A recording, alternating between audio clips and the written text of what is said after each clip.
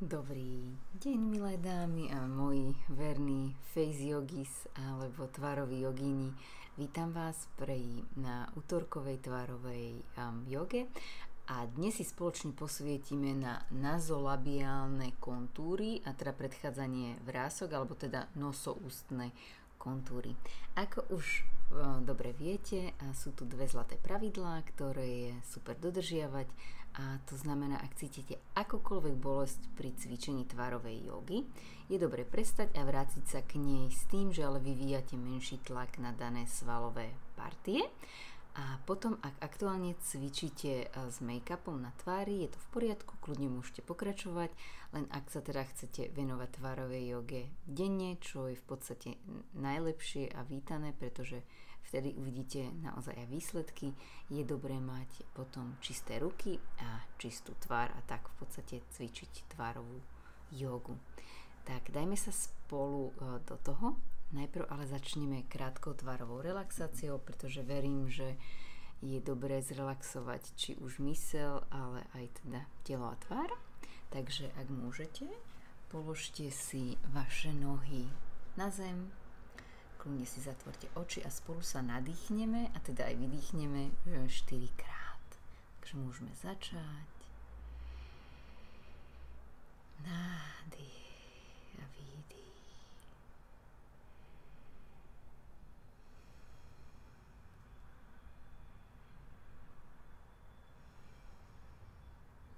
Posledný krát. Nádych, výdych. Tí, ktorí mali zatvorené oči, môžu ich otvoriť. Dúfam, že sa cítite trocha viac zrelaxovaní a môžeme sa spolu dať do toho.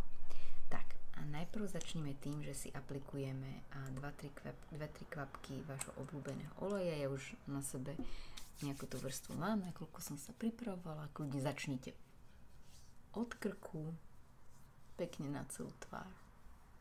Aj keď sa teda budeme venovať iba tejto v podstate časti v dnešnom videu. Dobre, ukazovákom a prostredníkom si vytvoríme takéto véčka a budeme masírovať práve tieto nazolabiálne alebo teda nosovo-ústne kontúry tým, že priložíme ich v podstate takto na sánku, kde začínajú a urobíme takých 5 až 8 týchto véčok.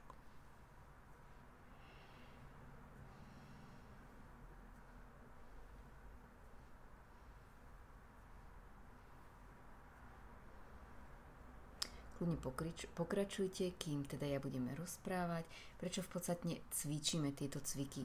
Tým, že stárneme, tak líčka nám jednoducho ochabnú a je to spôsobené tým, že strácame kolagén a elastín. To sú v podstate také dve hlavné veci, ktoré sa vytrácajú, keď stárneme, a týmto v podstate precvičujeme tieto nosovo-ústne kontúry a predchádzame ochabnutiu hlavne tých lícnych svalov. Dobre, môžeme pokračovať. Teraz v podstate si priložíme ľavú ruku na ľavú stranu tváre a ďalšími dvoma, teda ukazovákom a prostredníkom budeme robiť takéto čiary až v podstate temer ku koreniu nosu 5 krát.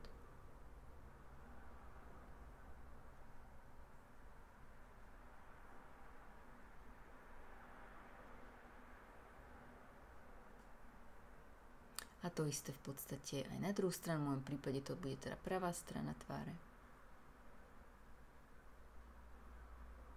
Nezabudete dýchať, veľakrát sa stane, že človek sa sústredí na cvičenie a zabudne dýchať, ale to je jedna z najlepších alebo najzákladnejších potrieb.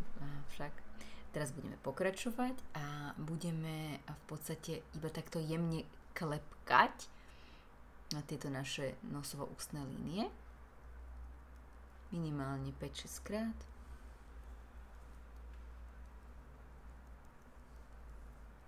Takto pekne rozprúdime aj krv v tejto oblasti. A už len tým, že sa aj v podstate venujeme, tak je to taká pozitívna, dobrá energia. A budeme pokračovať takým jemným štípkaním.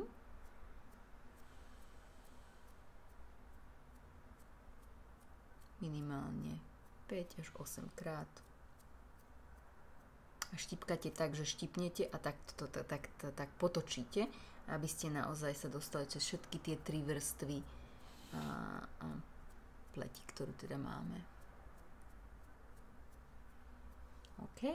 Ja som mala pripravený naozaj iba teda 4 cvičenia, ale ja verím, že to bude perfektne zakončiť tým, že vytvoríme sisliv tvár a budeme v podstate preskupovať vzduch z pravého líca do ľavého a teda naopak a skúsme tak urobiť aspoň 8 krát, takže ideme spolu.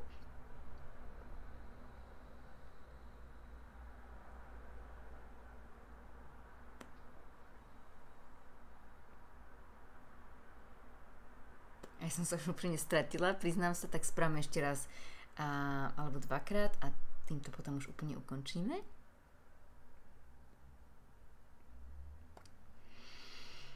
Paráda. Ďakujem vám veľmi pekne. Dajte mi prosím vedieť, ako sa vám páčila dnešná lekcia a ja sa na vás teším v štvrtok, ale po anglicky. Krásny deň želám. Ahojte.